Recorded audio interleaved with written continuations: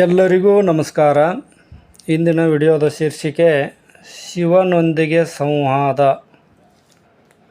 ಶ್ರೀ ಶಿವಶರಣ ಹೂಗಾರ ಮಾದಯ್ಯನವರು ಪ್ರತಿನಿತ್ಯ ಚಳಿ ಮಳೆ ಎನ್ನದೆ ಹೂಗಳನ್ನು ಬಿಡಿಸಿಕೊಂಡು ಬರಲು ಹೂಬನಕ್ಕೆ ಹೋಗುತ್ತಿದ್ದರು.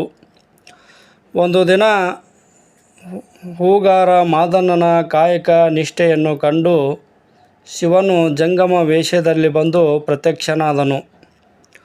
ಮಾದಣ್ಣನನ್ನು ಭೇಟಿಯಾಗಿ ಹೀಗೆ ಹೇಳಿದನು, ಇಲ್ಲಿ ತುಂಬ ಚಳಿ ಇದೆ.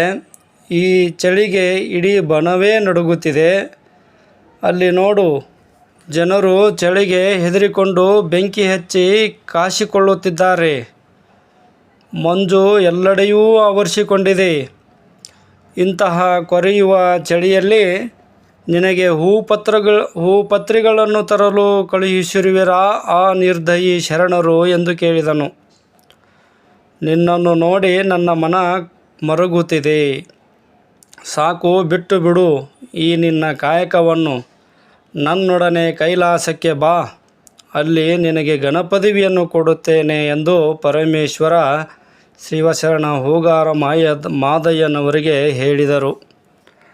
ಆಗ ಮಾದಯ್ಯನವರು, ಸುಡಲಿ ನಿನ್ನ ಕೈಲಾಸ, ಅದು ನನಗೆ ಬೇಡ ಎಂದರು.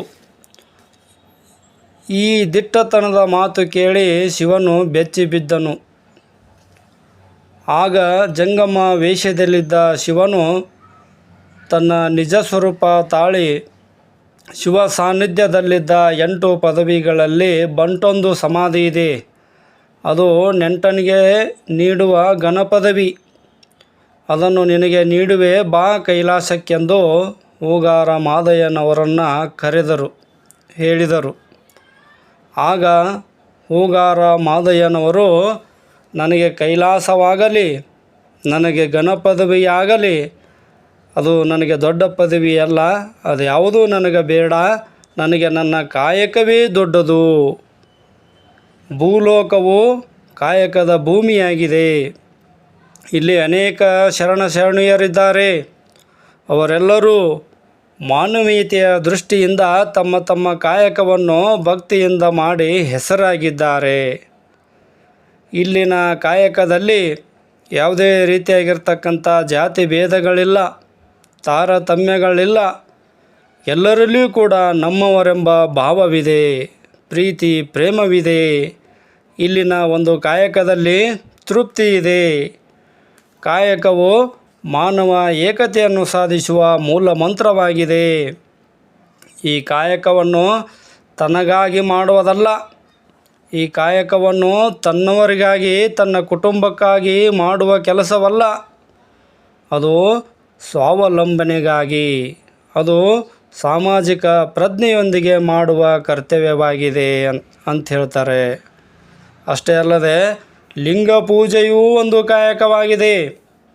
ಅದು ದೇವರನ್ನು ಕಾಣುವ ಮಾರ್ಗವಾಗಿದೆ ಅಂತ ತಿಳ್ಕೊಂಡು ಶಿವಶರಣ ಹೂಗಾರ ಮಾದಯ್ಯನವರು ಶಿವನಿಗೆ ಹೇಳಿದರು, ಪರಮೇಶ್ವರನಿಗೆ. ಅವ್ರ ಮಾತು ಕೇಳ್ತಾರೆ, ನಿನ್ನ ಲೋಕದಲ್ಲೇನಿದೆ? ಪರಮೇಶ್ವರನಿಗೆ ಹೇಳ್ತಾರೆ ಅವರು, ನಿನ್ನ ಲೋಕದಲ್ಲೇನಿದೆ? ತತ್ವ ಸಿದ್ಧಾಂತಗಳು, ಗೊಳ್ಳು ಪುರಾಣಗಳು, ಆಲಸ್ಯದ ಜೀವನವಿದೆ. ಅದಕ್ಕೆ ಹೇಳ್ತಾರೆ ಇವರು ಮಾದಯ್ಯನವರು, ನೀನೇ ಇಲ್ಲಿ ಬಾ. ಇಲ್ಲಿ ಕಾಯಕವಿದೆ, ಇಲ್ಲಿ ದಾಸೋಹವಿದೆ ಭೂಲೋಕದಲ್ಲಿ. ಅದಕ್ಕೆ ಪರಮೇಶ್ವರ ನೀನೇ ಭೂಲೋಕಕ್ಕೆ ಬಾ ಅಂತ ತಿಳ್ಕೊಂಡು ಮಾದಯ್ಯನವರು ಪರಮೇಶ್ವರನಿಗೆ ಹೇಳ್ತಾರೆ. ಅಷ್ಟೇ ಅಲ್ಲ, ಇಲ್ಲಿನ ಶರಣರ ಮಹಿಮೆಯನ್ನು ಹೇಳ್ತಾರೆ. ಇಲ್ಲಿಯ ಶರಣರ ಭಕ್ತಿಯನ್ನು ಅವರಿಗೆ ತಿಳಿಸಿ ಹೇಳ್ತಾರೆ. ಇದನ್ನು ತಿಳಿದು ಶಿವನು ಅವಾಗ ಏನಾಗ್ತಾನೆ, ಮಾಯವಾಗಿ ಬಿಡ್ತಾನೆ. ಆಗ ಮಾದಣ್ಣನು ಭೂಲೋಕದ ಮೇಲಿಟ್ಟಿರುವ ಅಪಾರ ನಂಬಿಕೆಯನ್ನು, ಕಾಳಜಿಯನ್ನು, ಮಮತೆಯನ್ನು, ಕಾಯಕವನ್ನು ಇಲ್ಲಿನ ಜನರು ಅವನನ್ನು ಮೆಚ್ಚಿಕೊಂಡು ಕೊಂಡಾಡಿದರು. ಈ ಹೂಗಾರ ಮಾದಯ್ಯನವರನ್ನು ಕುರಿತು ಅವನು ಶಿವನೊಂದಿಗೆ ಸಂವಾದಗೈದ ವಿಷಯವನ್ನು BS ಗದ್ಗಿಮಠ ಅವರು ತಮ್ಮ ಕನ್ನಡ ಜಾನಪದ ಗೀತೆಗಳು ಎಂಬ ಕೃತಿಯಲ್ಲಿ ಸುಮಾರು ಭಾಳಷ್ಟು ತ್ರಿಪದಿಗಳಲ್ಲಿ ಅವರು ತಿಳಿಸಿ ಹೇಳಿರುತ್ತಾರೆ.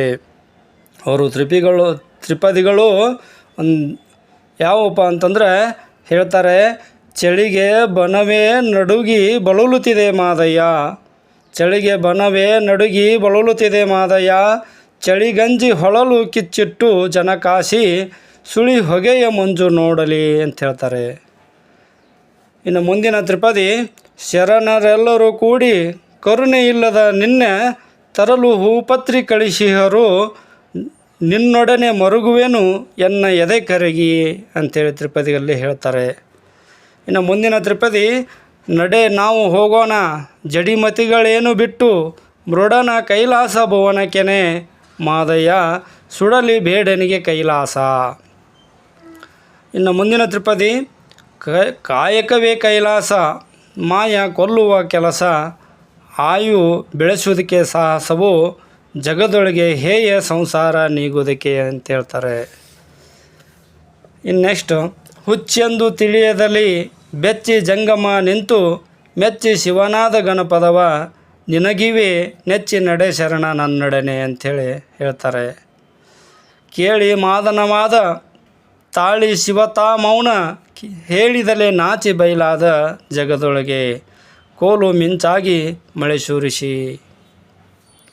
ನೆಕ್ಸ್ಟ್ ತ್ರಿಪದಿ, ಹೂಗಾರ ಮಾದನ್ನ ತೂಗಿದನು ಕಾಯಕವ, ಸಾಗಿ ಶಿವಬಂದ ಗಣಪದವ, ಕೇಳೆನಲು ಬಾಗಿ ಕೈಲಾಸ ಕೆಳಗಾಯಿತು. ನೆಕ್ಸ್ಟ್ ತ್ರಿಪದಿ, ಶರಣ ಮಾದ ಪುರವೆದ್ದು ಕೇಳುತ್ತಲೇ, ನರಭವಿಗಳೆಲ್ಲ ಕೈ ಮುಗಿದು, ಮಾದಯ್ಯ ಹೊರಹೊತ್ತು ನಿತ್ಯ ಕಾಯಕದ ಅಂಥೇಳಿ ಶಿವನು ಸಂವಾದಗೈದಿರ್ತಕ್ಕಂಥ ಹೂಗಾರ ಮಾದಯ್ಯನೊಂದಿಗೆ ಈ ತ್ರಿಪದಿಗಳನ್ನು ಇಲ್ಲಿ ಹೇಳಲಾಗಿದೆ. ದಯವಿಟ್ಟು ವಿಡಿಯೋವನ್ನು ಸಂಪೂರ್ಣವಾಗಿ ನೋಡಿರಿ, ಸಬ್ಸ್ಕ್ರೈಬ್ ಮಾಡಿರಿ ಹಾಗೂ ಶೇರ್ ಮಾಡಿರಿ ಎಂದು ಇಲ್ಲಿಗೆ ನನ್ನ ವಿಡಿಯೋವನ್ನು ಮುಗಿಸುತ್ತಿದ್ದೇನೆ. ಎಲ್ಲರಿಗೂ ತುಂಬು ಹೃದಯದ ಧನ್ಯವಾದಗಳು.